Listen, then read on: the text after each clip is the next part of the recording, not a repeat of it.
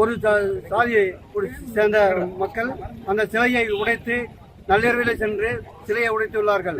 அங்கு யாரும் இல்லாத சூழ்நிலையில் அந்த பூசாரியாக இருக்கக்கூடியவர் உயிரிழப்பு இருக்கிறதா எங்களுடைய கருத்து.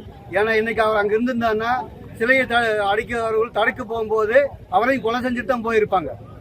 திருப்பூர் மாவட்டம் உடுமலை அருகே ஜல்லிப்பட்டி ஊராட்சியில் உள்ள அர்த்தநாதீஸ்வரர் வீரஜக்கம்மாள் திருக்கோவிலில் ஆடிவெள்ளி விளக்கு பூஜை நடைபெற இருந்தது. ஆனால் நேற்று இரவு இதே பகுதியைச் சேர்ந்த மற்றொரு சமூகத்தினர் சிலையை உடைத்ததாக குற்றச்சாட்டு எழுந்தது.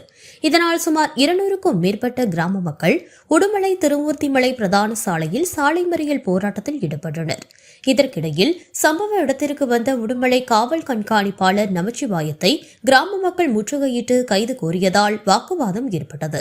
கிராம மக்கள் பல ஆண்டுகளாக அனைவரும் ஒற்றுமையாக வழிபட்டு வந்த நிலையில் குறிப்பிட்ட சிலர் திட்டமிட்டு சிலையை உடைத்துள்ளனர். சம்பந்தப்பட்டவர்களை கைது செய்யும் வரை போராட்டம் தொடரும் என்றும் தெரிவித்தனர். உடுமலைப்பேட்டை ஊராட்சி ஒன்றியம் ஜல்லிப்பட்டி ஊராட்சியில் பெருமாள் கோவிலுக்கு அருகில் உள்ள அர்த்தநாதீஸ்வரர் ஜக்கம்மாள் திருக்கோவில் அமைந்திருக்கிறது.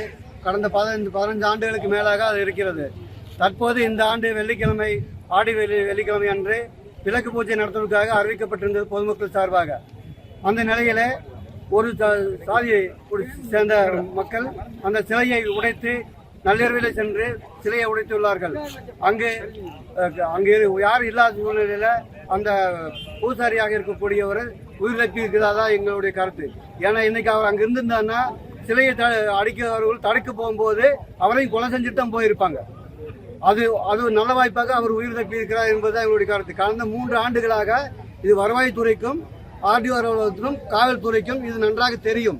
இது அலட்சியமான போக்கின் காரணமாக இன்று சாதியினுடைய கலவரமாக இன்று இருக்கிறது. ஒரு சாதி ஒரு வகுப்பினரை சேர்ந்தவர்கள் மட்டும் 35 குடும்பம் தான்.